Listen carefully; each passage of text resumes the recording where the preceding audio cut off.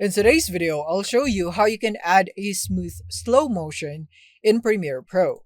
So let's get started. So I have this sample clip right here of people walking. So I'm just going to cut it somewhere in here.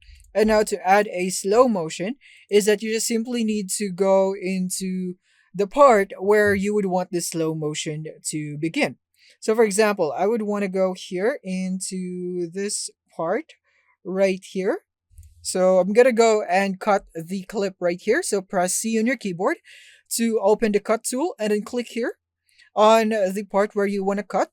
And then now for the remaining clip, I'm gonna go and right click and go into speed and duration. In here, I'm gonna set this into 20%. And then in the time interpolation, you want to make sure that you select optical flow and click on OK.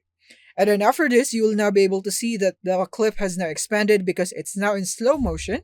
And if you play it, it will be choppy, just like that. But what you need to do is to render this first because it's not yet rendered. As you can see, it has a red indication, which means it's not rendered.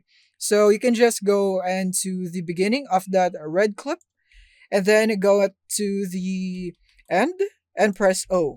So basically, press I in the beginning and O at the end, and then you'd have this in and out points, and then just press enter. And then you will now be able to render this just like that.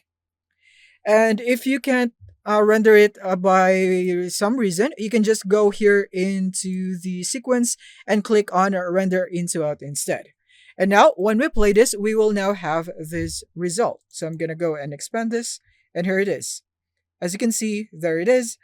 And yeah, that is it on how you'd be able to add a smooth slow motion effect in Premiere Pro with just a simple solution. Thank you for watching and see you in the next one.